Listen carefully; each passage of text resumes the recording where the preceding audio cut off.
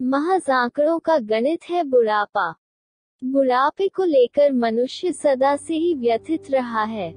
भर्तृहरि ने अपने नीतिशतकों में बुढ़ापे के बारे में कहा है, बुढ़ापे में दुश्मन की तरह देह पर बीमारियां हमला करती हैं, फूटे मटके से बहते पानी की तरह उम्र लगा रिसती जाती है, झुर्रियों से भर जाता है शरीर, आंखें, कान व दांत सब जवाब दे जाते हैं, बात नहीं सुनते बंधुजन, बीवी तक नहीं करती परवाह। कैसा दुखदाई है यह सब, बेटा भी दुश्मन हो जाता है बूढ़े आदमी का। सदा जवान बने रहने न देखने वालों को भी एक दिन निराश होना पड़ता है जब कनपटी के आसपास सफेद बाल उतरने लगते हैं। उम्र के आंकड़े गिनने में कोई तुक या तर्क नहीं है, क्योंकि उम्र सच में एक आंकड़ा ही होती है। जवान बने रहने के लिए ये आंकड़े मदद नहीं कर पाएंगे। दिल बूढ़ा हो चुका है तो फिर 50 का होते ही आदमी मायूसी में घिर जाता है। जैसे जैसे आंकड़े बढ़ते जाते हैं आदमी शंकालु होता जाता है कि लो अब बुढ़ापा आ ही गया।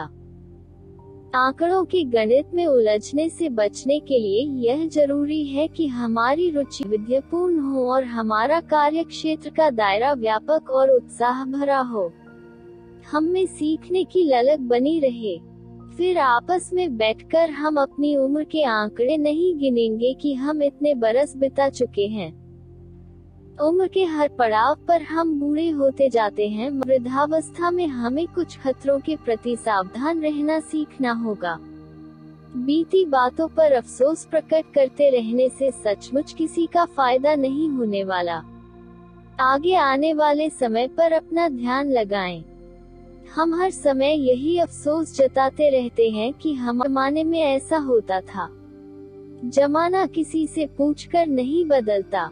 बदलाव ही सबसे बड़ा सच है, जिसे जितनी जल्दी स्वीकारा जाए उतना ही लाभप्रद है। अपने से कम उम्र के लोग आपको नकार रहे हैं या आपके साथ समय नहीं बिताना चाहते, ऐसा प्रकट करते रहने से भी बचना आवश्यक है। बड़े होते जाते आपके बच्चे, पोते पोतियां या रिश्तेदार अपनी स्वाभाविक और बेरोक-टोक स्वतंत्रता के साथ अपना समय बिताना पसंद करेंगे। ऐसा सच आपको स्वीकारना ही होगा, नहीं तो उनसे समय की मांग कर उन पर बोझ बन जाएंगे।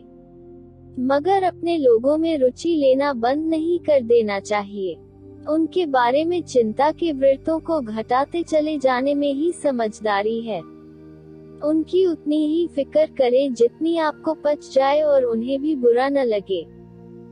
ऐसा बुढ़ापे में किसी न किसी अर्थपूर्ण काम में लीन रहकर ही हासिल किया जा सकता है। मृत्यु का एक दिन साक्षात्कार करना ही है तो रोज रोज उसके डर से क्यों मरना।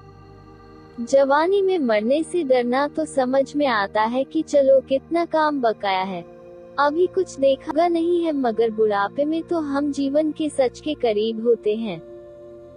जब सभी प्रकार के दुख सुख से वाकिफ हैं तो फिर मौत के डर की भावना से मुक्त हो जाएं। जिस आदमी ने अपने जीवन में लगभग सब कुछ पा लिया है, उसके मन में अगर मौत को लेकर डर है तो यह बिल्कुल जो जैसी हंसी के योग्य बात है। एक झरना पहाड़ से निकलता है तो बेहद चंचल और उन्मुक्त होता है, फिर मैदान मिलते ही नदी बनती है तो उसके आकार में वृद्धि हो जाती है। आगे चलकर यह दरिया शांत बनकर समुद्र में जा मिलता है। मानव जी एक नदी की तरह है।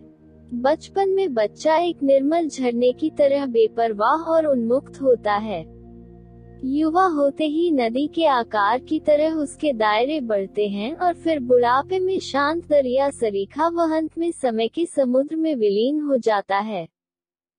जी चारों चरणों अर्थात बचपन, जवानी, बुढ़ापा और मृत्यु के पीछे एक स्नेहमयी माँ की तरह ईश्वर की मंशा साफ है।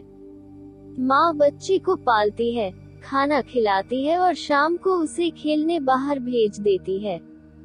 अंधेरा होते ही माँ को चिंता हो जाती है कि अब बेटा थक गया होगा।